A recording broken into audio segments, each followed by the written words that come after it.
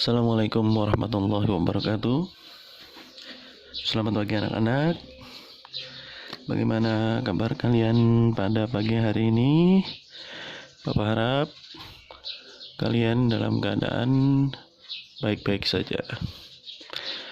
Pagi hari ini kita akan melanjutkan materi kita Matematika Peminatan kelas 11 IPA. Papa harap pagi ini kalian masih dalam keadaan semangat untuk mengikuti pembelajaran jarak jauh kita, ya. Walaupun kita masih belajar di rumah masing-masing. Materi kita pagi hari ini melanjutkan pembahasan tentang bab trigonometri analitik, terutama rumus jumlah dan selisih. Ya, pada pembelajaran sebelumnya kita sudah membahas tentang rumus jumlah dan selisih pada kosinus. Untuk kosinus alfa tambah beta, itu rumusnya kemarin adalah cos alfa dikali cos beta dikurang sin alfa dikali sin beta. Sedangkan untuk cos alfa dikurang beta, itu rumusnya adalah cos alfa dikali cos beta ditambah sin alfa dikali sin beta. Nah, rumus ini harus kalian hafal. Oke, untuk pembelajaran hari ini kita akan membahas materi selanjutnya tentang rumus jumlah dan selisih, tapi untuk sinus, ya. Rumus jumlah dua sudut untuk sinus, sin alfa tambah beta, itu rumusnya adalah sin alfa dikali cos beta ditambah cos alfa dikali sin beta. Nah, bedanya kalau cos itu tambah, di sininya kurang, ya. Nah, tapi untuk sin kalau dia tambah juga tetap. Nah, untuk cos dia kan cos sin. Tapi kalau untuk sin kali cos kali sin. Gitu ya. Itu polanya. Nah, untuk sin alfa dikurang beta itu berarti cuman beda tanda, ya. Maka sin alfa dikali cos beta kurang cos alfa dikali sin beta. Nah, ini adalah rumus jumlah dan selisih dua sudut untuk sinus. Oke, untuk memahami rumus ini digunakan di mana saja, Bapak di sini menyediakan beberapa contoh, ya. Contoh yang satu sama seperti cos, sinus juga bisa menentukan nilai sinus, bukan sudut istimewa, tapi sudut tersebut akumulasi dari penjumlahan atau pengurangan dari dua buah sudut istimewa. Seperti ini. Sin tentukan tanpa menggunakan kalkulator, hitunglah sin 15 derajat. Oke, 15 derajat ini di dalam sudut istimewa tidak ada. Nah, berarti kalau dia dalam sudut istimewa tidak ada, kita tidak bisa menyebutnya hasil sinus itu 15 derajat itu secara langsung. Tapi bisa kita manipulasi atau bisa kita ubah sinus 15 derajat tersebut menjadi sinus 60 derajat dikurang 45 derajat. Nah, selain ini juga silahkan kalian gunakan yang lain. Pasti hasilnya sama. Contoh, sinus 45 dikurang 30 kan juga 15, ya. Oke, jadi bisa gunakan itu. Nah, ini kan sinus selisih. Maka kita gunakan rumus yang kedua ini. Sinus alfa dikali cos beta. Nah, di sini kan alfanya sebagai 60, betanya adalah 45. Berarti sinus 60 dikali cos 45 dikurang cos 60 dikali sin 45. Sinus 60 itu dalam tabel yang kalian sudah hafal itu nilainya adalah setengah akar 3. Kosinus 45 nilainya adalah setengah akar 2 kurang Kosinus 60 adalah setengah. Sinus 45 adalah setengah akar 2. Kita kalikan ini dulu ya, baru nanti dikurangkan dengan yang hasil kali ini. Setengah akar 3 dikali setengah akar 2. Setengah kali setengah, seperempat. Akar 3 kali akar 2 adalah akar 6. Dikurang. Setengah dikali setengah akar 2. Setengah kali setengah adalah seperempat. Akar 2-nya sendiri tetap. Sama seperempat. Kita faktorkan dengan cara seperempatnya kita keluarkan. Akar 6 dikurang akar 2. Nah, jadi untuk nilai sinus 15 derajat itu adalah seperempat dikali akar 6 dikurang akar 2. Oke, mudah ya. Nah, sekarang kita lihat yang selanjutnya. Nah, kalau tadi kan adalah sinus 15. Nah, sekarang tentukan sinus 75 juga, masih sinus ya. Tapi tidak boleh juga menggunakan kalkulator.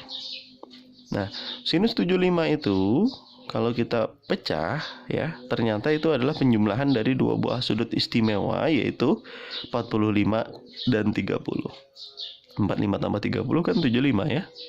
Nah, kalian lihat lagi tadi rumus penjumlahan sinus. Itu rumusnya adalah sin alfa dikali cos beta ditambah cos alfa dikali sin beta. Nah, di sini kan alfanya adalah 45. Betanya adalah 30. Berarti sin 45 dikali cos 30 ditambah cos 45 kali sin 30. Nah, sekarang kita ganti nilainya karena ini sudut istimewa semua, berarti karena kalian disuruh menghafal, berarti sudah tahu ya. Sinus 45 itu adalah setengah akar 2. Kosinus 30 itu adalah setengah akar 3. Kosinus 45 itu adalah setengah akar 2. Sinus 30 itu adalah setengah. Kalian sederhanakan, kalikan. Setengah akar 2 dikali setengah akar 3 sama seperti tadi, hasilnya seperempat akar 6. Setengah akar 2 dikali setengah adalah seperempat akar 2. Oke, karena sama-sama seperempat, seperempatnya kita keluarkan, difaktorkan ya. Seperempat kali sisanya akar 6 tambah akar 2. Oke, jadi kesimpulannya sinus 75 derajat adalah seperempat kali akar 6 tambah akar 2. Mudah ya? Oke. Masih mencari nilai dari operasi yang melibatkan bukan sudut istimewa. Di sini contohnya tanpa menggunakan kalkulator masih ya. Sinus 20 dikali cos 25 ditambah sin 25 dikali cos 20. Oke. Sekarang kita lihat sudutnya 25 20 ya. 25 20 25 20 sama ya. Di sini sin, di sini sin. Ini kan sebenarnya bisa ditukar ya menjadi seperti ini. Sin 20 dikali cos 25 ditambah cos 20 dikali sin 25 ya kan? Supaya sudutnya sama nih, 20 dulu baru 25. Oke, sekarang kalian lihat sin dikali cos ya, cos dikali sin. Itu adalah rumus sinus jumlah atau sinus selisih. Karena di sininya tambah, berarti dia sinus jumlah. Sehingga sinus, nah 20-nya sebagai alfa, 20 ditambah 25 ini sebagai beta, 25. Ya, jadi ini disederhanakan menjadi sinus 20 tambah 25 karena dia penjabaran dari rumus sinus tambah sinus alfa tambah beta. Oke. 20 tambah 25 itu adalah 45. Oh, ternyata menghasilkan sudut istimewa. Jadi sin 45 itu kalau pakai tabel sudut istimewa adalah setengah akar 2. Jadi sin 20 derajat dikali cos 25 ditambah sin 25 dikali cos 20 itu nilainya adalah setengah akar 2. Oke, nah di sini ada contoh lagi yang lain. Sinus 43 derajat dikali cos 13 derajat dikurang cos 43 derajat dikali sin 13 derajat. Lihat, sama ya, 43 43, 13 13. Sin cos, sin. Berarti ini adalah rumus sinus jumlah atau sinus selisih. Karena tandanya di sini adalah kurang, maka sinus selisih. Sinus 43 dikurang 13. Karena alfanya 43, betanya 13. 43 dikurang 13 itu adalah 30. Nilai dari sinus 30 pada sudut istimewa adalah setengah. Jadi kesimpulannya, sinus 43 derajat dikali cos 13 derajat dikurang cos 43 derajat dikali sinus 13 derajat adalah setengah. Hati-hati ya, jangan kalian mikirkan satu-satu. Wah, sinus 43 ini nggak ada dalam sudut istimewa, gimana ya? Nah, itu kita lihat keseluruhan. Dia membentuk rumus apa ya. Oke, itu contoh 1. Nah, jadi penerapan contoh satunya seperti itu. Nah, sekarang Bapak di sini mempunyai contoh yang lain, contoh 2 ya. Kalian bisa lihat di sini contoh 2. Diketahui sinus alfa adalah 5/13. Alfa di kuadran 2. Nah, ini kalian harus ingat, jangan sampai salah. Ini dia, alfanya dikatakannya adalah di kuadran 2. Dan cos beta adalah 4/5. Dengan beta adalah sudut lancip. Nah, keterangannya untuk beta adalah sudut lancip. Hitunglah A sin alfa tambah beta dan B sin alfa kurang beta. Oke, penyelesaiannya diketahui sin alfanya adalah 5/13 dengan alfa di kuadran 2. Oke, ini kan sin alfa, berarti sin itu adalah demi depan per miring. Maka 5 ini adalah sebagai depan dan 13 ini adalah sebagai miring ya. Jadi miring alfanya adalah 13. Oke, ini 13 ya. Selanjutnya cos beta 4/5. Beta berarti 4 ini adalah karena dia cos sami, 4 adalah samping, 5 adalah miringnya ya di sini ya. Nah, oke.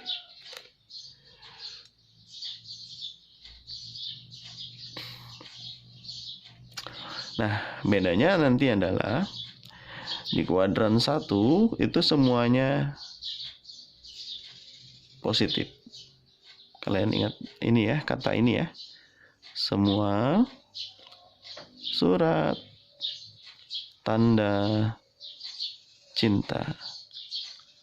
Berarti di kuadran 1 semuanya positif. Di kuadran 2 yang positif adalah sin, surat ya. Di kuadran 3 yang positif adalah tan. Kuadran 4 yang positif adalah cos. Ini kuadran 1, kuadran 2, kuadran 3, kuadran 4. Oke. Berarti kalau yang ini kuadran 2 hanya sin yang positif. Selain sin berarti negatif. Seperti cosnya harus negatif, tangannya juga harus negatif ya. Oke, karena ini berhubungan dengan sin cos tangan, berarti dia berhubungan dengan segitiga siku-siku. Nah, ada 2 segitiga siku-siku, yang satu menyatakan sudut alfa dan yang satu menyatakan sudut beta. Tadi informasi yang pertama adalah sin alfa 5/13. Gitu ya.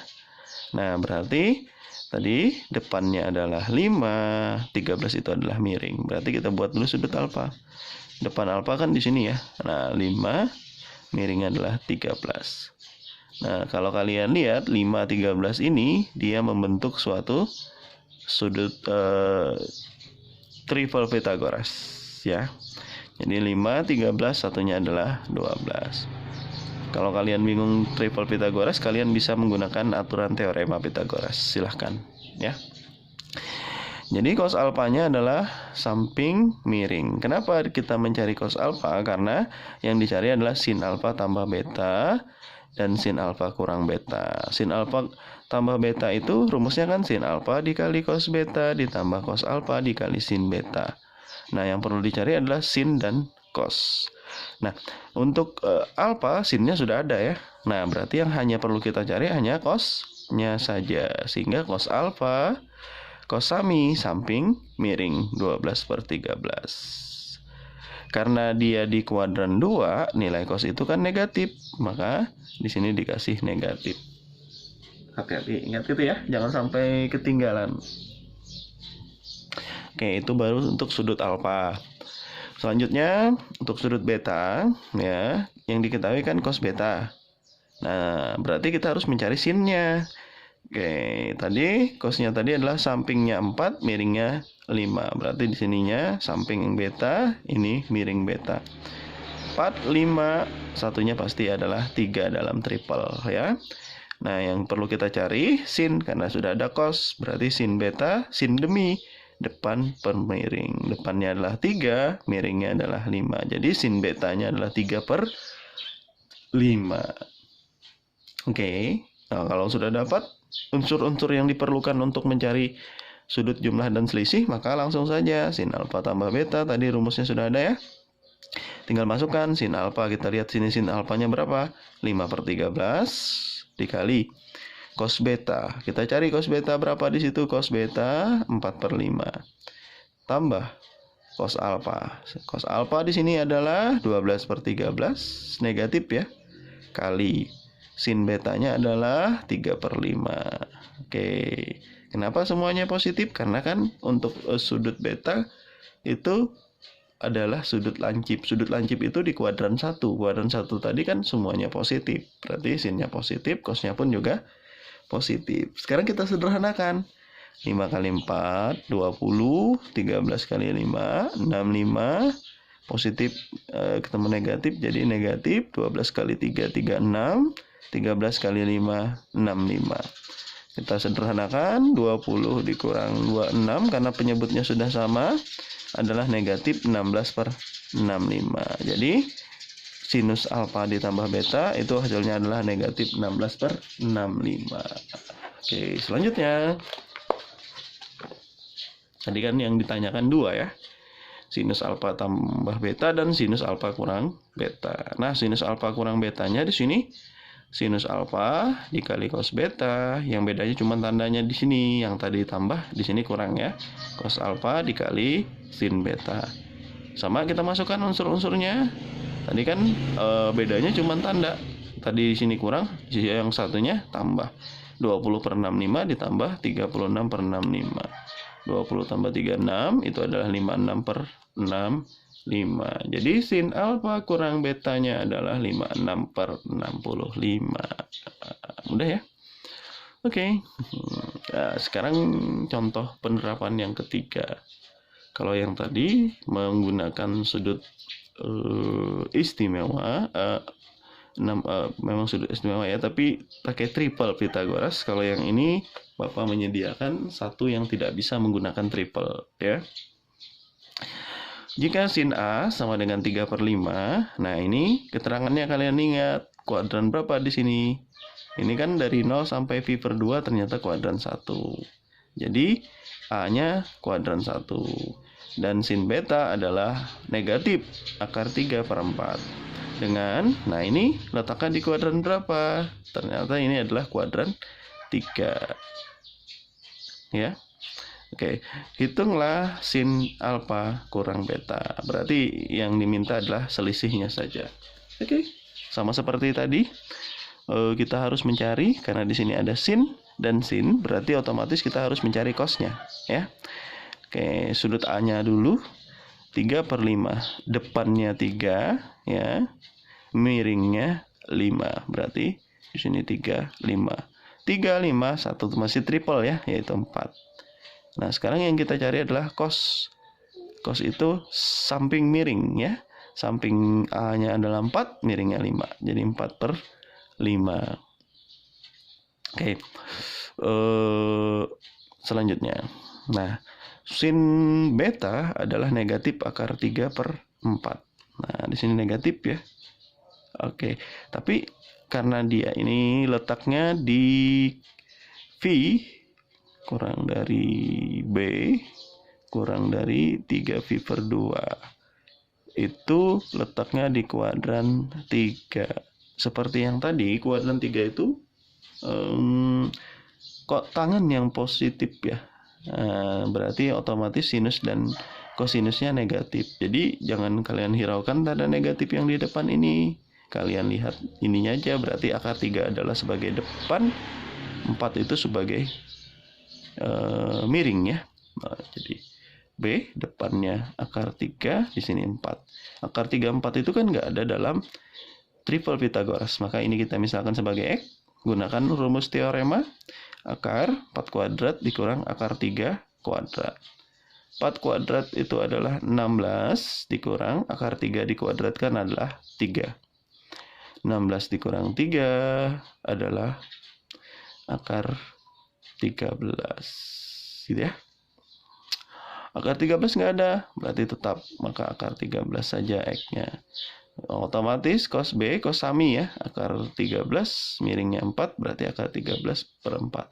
Karena di kuadran 3 tadi nilai cos negatif, maka jangan lupa dikasih negatif depannya. Nah, kalau sudah dapat unsur-unsurnya, maka tinggal kita masukkan ke dalam rumus dan kita sederhanakan. Sin alfa kurang beta itu adalah sin alfa dikali cos beta ya.